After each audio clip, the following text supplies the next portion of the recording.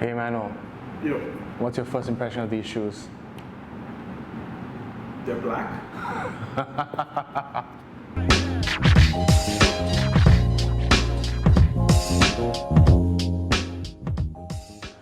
What's up guys? Welcome to another episode of Kaki Kartel, and today we'll be continuing on my Like Mike series where I review every single Air Jordan shoe from 1 till 14 until his first retirement. And today we've got these bad boys right here, the Air Jordan 6. So before we get into the performance review, let's get into a few design aspects. These are honestly one of the most iconic Air Jordans in his entire Air Jordan line. And I think this shoe is just really nice looking. If you see here, I believe that this shoe was the first Air Jordan model to feature this like unique sort of back tab, heel tab there. And it's sort of I don't know, like a spoiler, I guess. It was modeled after Michael Jordan's Ferrari, if I'm not mistaken. Let me know in the comment section down below what you think of this sort of Air Jordan 6 design. Is it one of your favorite designs, or is it just trash?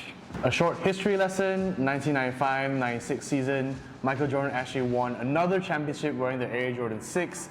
And if you haven't seen The Last Dance, I highly recommend you go check it out because it's just full of history and another sort of historic shoe. But enough about the design, moving on to the actual performance. Slight disclaimer, I could not play as long as I could have in these shoes because they just hurt. I have no idea how MJ played during his season with the Bulls in these, but for me personally, these weren't a very enjoyable experience. So starting off with the traction, as always, I believe that the Air Jordan 6 is one of the fewer models that actually don't have a proper traction pattern. And what I mean by that is that you can see here that this isn't really a traction pattern at all, in my opinion. It's split into translucent, solid rubber with like these whole sort of materials, and it's not really a traditional herringbone traction like what you had on Air Jordan 5, Air Jordan 4 and 3, but somehow these actually sort of work. On clean courts, these actually stuck really well to the floor. Mildly dusty courts, these work pretty well. Outdoors, they do work as well, but as usual, I do not recommend you playing outdoors in these because of the translucent material. And since there's no proper sort of herringbone grip, these will burn out fairly quickly if you choose to play outdoors. But overall, I was actually pretty surprised at how well the traction performed for something that has no herringbone and just holes of translucent and solid rubber. Traction is actually pretty decent in these. Now moving on to the cushion. Now this is something that I did not enjoy at all. For anyone thinking of playing in a pair of Air Jordan 6s, I do recommend you add a cushioned insole just in case your knees don't feel as good, or they actually hurt. Even though on the tech specs officially they have an air unit here and a supposed air unit in the forefoot, but all the air units are encapsulated in this really dense polyurethane midsole, and I just could not feel it at all. No matter how hard I tried running up and down, just giving it a slight bounce. Impact protection is there only because of the sort of Ortholite insole, but these two air units I could not feel at all. The midsole material is just too dense and it's too thick, and I just cannot feel the air units at all. So cushion is definitely a no-go in these. However, if you do really want to play in a pair of Air Jordan 6s, I do recommend you put in a cushioned insole just so you get that added step in comfort, and you'll make your life a lot easier when you're playing on the court. Cushion without an insole is a no-go for me. Now moving on to the materials. There are a lot of different materials used on different models of the Air Jordan 6. This one in particular, an ever classic, the Air Jordan 6 Infrared, is a full sort of nubuck upper.